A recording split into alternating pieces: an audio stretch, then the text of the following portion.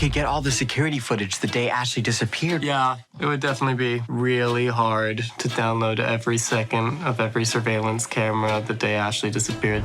I downloaded every second from every surveillance camera on the day Ashley disappeared. How'd you pull You're that? serious. Absolutely. My name is not your Chambers of Bickle Belt Media. Hello, hello, everybody. How you doing? Hey, good. I love your shirt. Yeah, rocking the Thank you. stripes. Thank you. Obviously, I can shop in your closet too. That shirt is amazing. Everybody's looking fabulous. Oh over yes, there, by I love way. the watercolor in this. Okay, Oh mine. Okay. Everybody. There's a lot of descriptives thrown at one another about, each other's characters throughout the first few episodes here. And I try to really be Team Jaden, but then, you get things thrown around like, oh, he has hero complex, but he's dangerous. And you're like, yeah, you're right. You're right.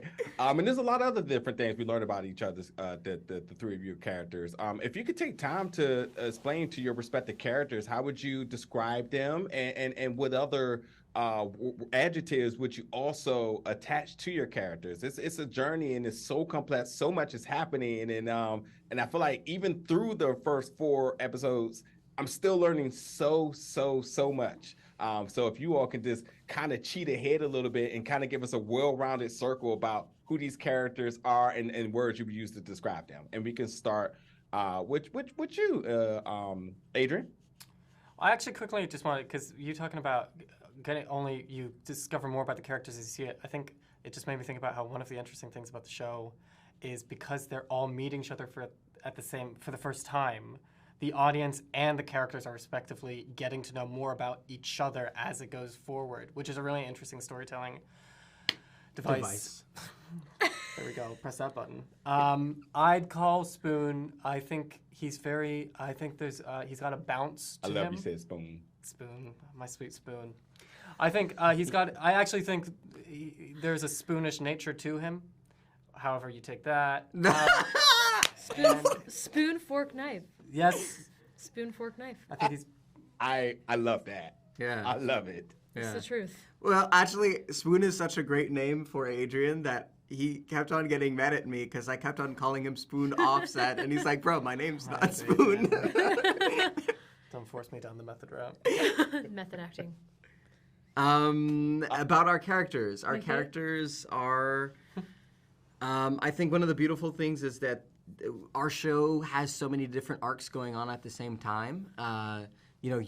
There's the arc between Spoon's character and Emma's character coinciding along with Mickey's. So it's not like they're having a B storyline.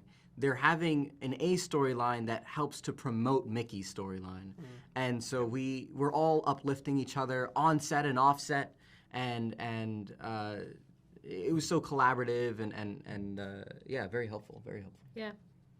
I would say, Emma's a loner. She's really mysterious and dark and an artist and queer and just all around. I want to hang out with her. She seems pretty cool. All the Amazon TikToks. Yeah, all those things. She's all those things. I think this is really her journey of learning to trust, and learning to trust even if you get hurt. It's okay. I think it's our journeys in our own way. Each of us have that journey. Yeah, very relatable on all factors. I see a little of myself in all 3 of the characters, and I want to come right back to you, Abby, because with Emma, when it comes to affirmations, that seems to be something she is a little uncomfortable with. Or is it because it's coming from Rachel, the character Rachel? Is it something? Is that sort of just the mentality of this character to not really be receptive of affirmations, or is it just because of the character it's coming from? That's such an interesting question. I think what's interesting about Emma is that she knows who she is when it comes to her sexuality. Like, she's very strong in her queerness, which I think is really cool, and that's something you don't see in high school television series. Because then we can skip to the next part where she's just a human. But in other aspects, I think she still really is figuring it out, and she's holding her cards really, really close to her chest. She's a deeply, deeply vulnerable human being, very sensitive human being, and I don't think that she's really had true friendship up until this point. So hearing something like that from Rachel it seems very foreign, and I think it's something that's like wildly out of her own sphere because she's constantly in her own head. So she's very, very smart in that sense because she's always kind of mapping things out or like listening in the background, you know, very, very internal. But like, yeah, anyone noticing her in any shape or form is like, what? I didn't even know that you even saw me standing here, existing. So anyway, yeah. But that, like I said, the trust journey I think is a big one because it's about, you know, learning who you are and trusting that people see you and that you can be seen and there are people out there that will see you. Yeah, that's beautiful. That's beautiful.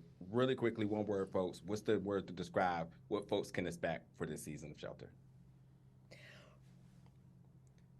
Explosions. Oh wow, that's dark.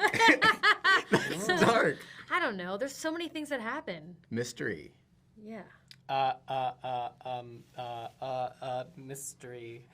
Love. Fashion. Ooh, excitement. Fashion.